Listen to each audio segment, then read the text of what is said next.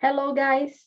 Chegou o mês que eu adoro para falar sobre a matéria de inglês, disciplina de inglês. Bom, nós vamos ver hoje a primeira unidade, tá? Então, let's go!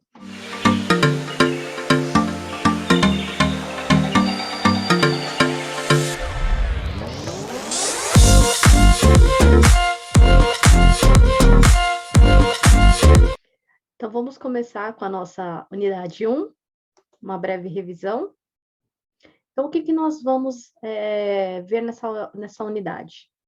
Vamos ter countable e uncountable nouns, plural forms, gender, false cognates, cardinal numbers e ordinal numbers. Então, vamos começar com countable e uncountable nouns. O que seria isso? O countable nouns são substantivos contáveis, ou seja, substantivos que eu consigo contar. E ele eu vou ter na forma no plural. Como, por exemplo, a palavra book, livro. Eu não consigo contar um livro, 2 livros, eu li 5 livros no mês passado. Então, aqui a gente consegue fazer a contagem. Já no uncountable noun, ele é um substantivo incontável, eu não vou conseguir fazer a contagem, ok? E ele também não vai ter o plural. Como, por exemplo, a palavra beans e sugar, ok? Beans seria feijões e sugar, açúcar, tá? A gente não vai pegar cada grãozinho de açúcar para ficar contando. Então, essas palavras ele não vai ter o plural, ok? Falando em plural, vamos ver algumas regrinhas para como a gente pode fazer o plural na língua inglesa. No português, a gente só vai lá e acrescenta um S, certo?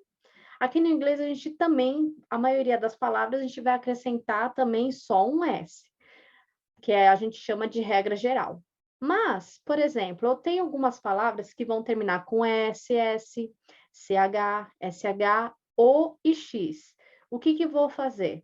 Eu, ao invés de acrescentar S, eu vou acrescentar ES. Como, por exemplo, aqui, ó. Dishes, potatoes, boxes, ok? Mas, lá na apostila, ele fala de algumas exceções, como, por exemplo, algumas palavras com a terminação em O. Como, por exemplo, a palavra photo, ok? Foto. Eu só vou acrescentar um S, então ele vai entrar naquela regra geral, tá? Mas não são muitas, tá? São somente algumas.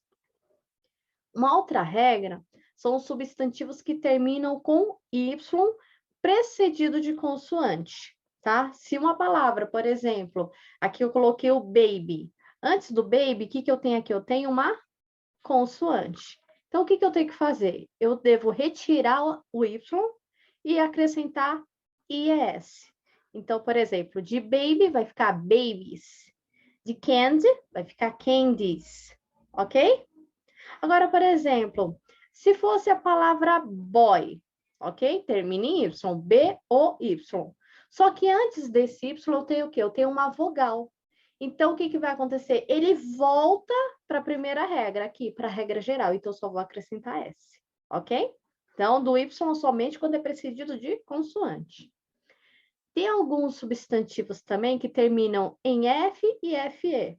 E o que eu vou fazer? Vou retirar esse F, FE e acrescentar Vs, ok? Por exemplo, leaf, que são folhas, leaves. Life, vida, lives, ok? E também, a gente tem algumas exceções com alguns substantivos que também terminam com F e o FE. Como, por exemplo, roof, ok? Que seria o telhado. Ele não termina com F. Então, R-O-O-F. O que eu vou fazer? Ele vai também entrar na regra geral, vou acrescentar somente S. Então, dê uma olhada na apostila para ver essas exceções, tá bom?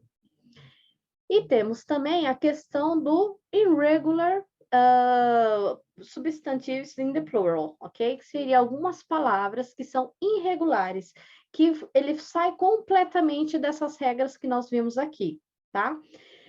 O que acontece? Com essas palavras, nós vamos ter que memorizar, porque a mudança dela, cada uma é do seu jeito.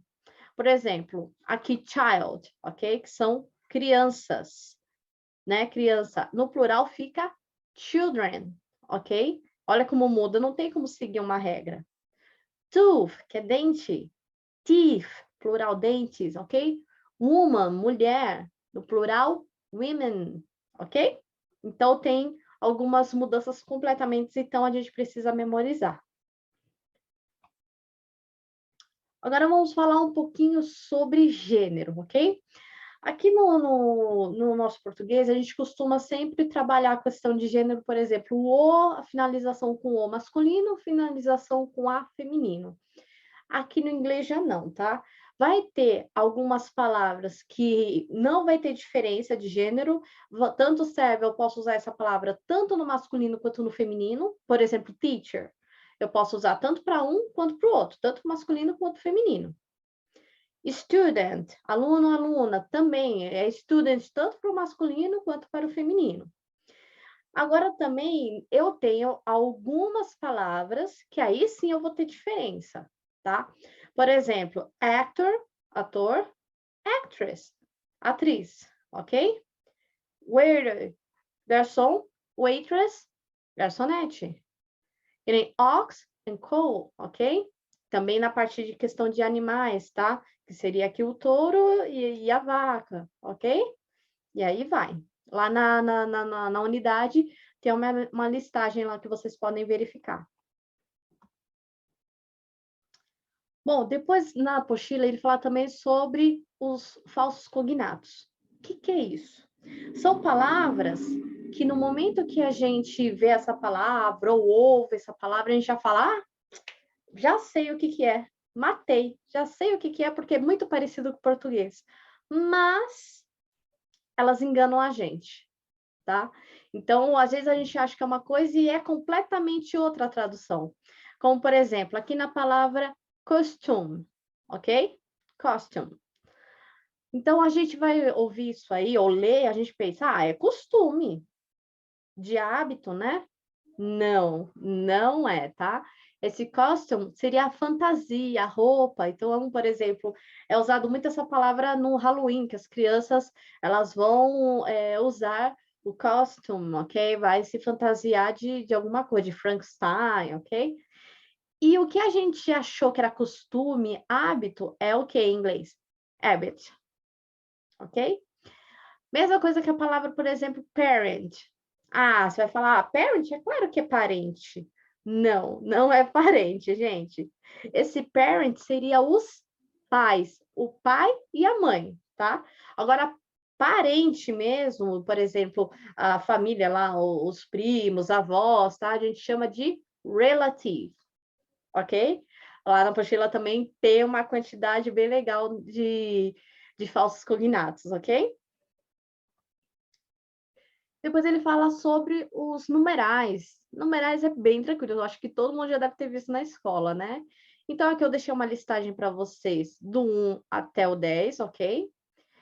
Depois, quando a gente chega aqui, por exemplo, 11, 12, tudo bem que a gente tem que dar uma decorada. Quando chega no 13 até o 19, se vocês forem perceber, todas as terminações vão terminar com teen, ok? 13, 14, 15, 16, ok? E por aí vai. Quando a gente chega no 20, né? 20, aí eu volto de novo a dizer os números daqui do início: 21, 22, 23, 24, 25, ok? Quando chega no 30, a mesma coisa: 31, 32, 33. Então é só seguir esse esquema. Se fosse 60, 61, 62, 63, ok? E quando a gente chega no 100, a gente pode falar 100 or 100, ok? Tanto faz, tanto de uma forma quanto de outra. Então, a mesma coisa. Se a gente fosse falar, por exemplo, 120, 120, ok? E 200, 300, 400 e por aí vai. Quando chega no 1000, 1000 or 1000. E vai seguindo todo esse esquema. Outra coisa que é importante que foi dito foi com relação à pontuação. Por exemplo, lá aqui para gente, a gente usa, por exemplo, quando vai falar, por exemplo, essa numeração, 3.542. A gente, na hora que vai colocar o símbolo, a gente não coloca vírgula, a gente coloca ponto. Agora, lá na língua inglesa, a gente tem que colocar a vírgula, ok? 3 casas, vírgula, ok? E aqui eu coloquei um exemplo de uma numeração aleatória, tá? 3.542, ok? Referente às datas, tá?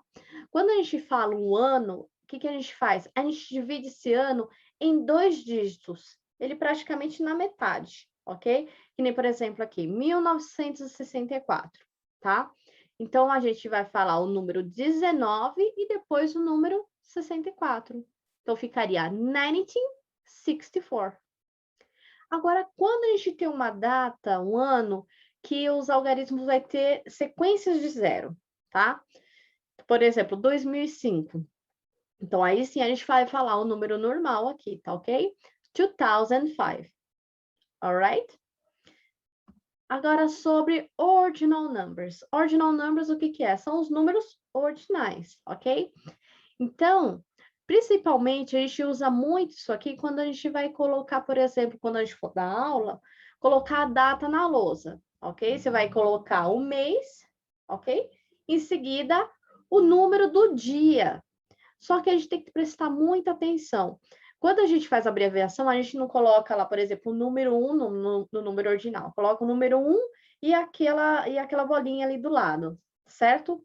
Aqui a gente usa algumas abreviações. Por exemplo, first, a gente está vendo que o final é ST? Esse ST vai vir para cá pequenininho. O second não termina com ND? O ND vai vir para cá. O third não termina com RD? O RD vai vir para cá. Aí os restantes, se você for analisar, todos eles vai ter a terminação com TH, que é aquela pronúncia que a gente adora, né? Que parece uma cobrinha fazendo o, ok? Então, fourth, fifth, ok? Sixth. Tem que pegar, você tem que imaginar que como se tivesse um pouco a ponta da língua no nosso lado, fazendo um arzinho sair. Então, vai ficar dessa forma, ok? Então, para eles, eu vou colocar tudo TH, TH, TH. Aí, quando chega, por exemplo, 21, 22, 23, o que eu vou ter que fazer? Eu vou ter que, novamente, colocar as abreviações de first, second, third, ok? E aí vai. Aqui eu coloquei aqui os restantes, né, dos números ordinais até o 100, ok? E agora eu vou passar algumas dicas muito legais para vocês, tá? Então, a nossa primeira dica. Tem um caderninho de anotação, gente. Esse caderno, eu coloquei aqui para vocês, se possível, separem por segmento. Por exemplo, eu costumo ter um caderninho que eu separo por vocabulário, aí depois eu pulo algumas folhas, ok? Aí separo uma parte com expressões, depois uma outra parte, por exemplo, com gramática. Porque aí o que vai acontecer? Você vai anotando. Com toda palavra nova que você não entender, que você está aprendendo, anota no caderno. Se possível, faz uma frase para você ver como é que você vai utilizar essa palavra em uso. E semanalmente dê uma revisada. Se for conteúdo de gramática, coloca como é que é a estrutura, como é que funciona, que tipo de, por exemplo, se é tempo verbal, que tempo verbal que é para falar de passado, de presente, de futuro, ok? Então, o caderninho de anotação ele é muito bom e sempre revise, ok? Porque assim, dessa forma, a gente vai conseguir fixar na nossa mente. Outra coisa importante, use um bom dicionário de inglês. Se possível, a primeiro momento, eu sei que é um pouco desconfortável, mas tente utilizar do inglês para o inglês. Porque, querendo ou não, vai fazer com que você se acostume com esse novo idioma. Um dicionário que eu aconselho muito é o Cambridge, ok? Eu vou deixar na descrição do vídeo o link dele, porque eu acho legal que ele vai ter a descrição lá em inglês, tá? Se quiser colocar, mudar o contexto de inglês para português, também dá. Mas o legal é que no final, numa parte, ele tem uma caixinha de som que você consegue ouvir a pronúncia daquela palavra, ok? Outra dica, crie um cronograma diário para praticar as 4 habilidades. Quais são essas 4 habilidades? É o listening, que é a parte de ouvir, da escuta, reading, que é a parte da leitura, o speaking, que é o falar, e o writing, que é o escrever.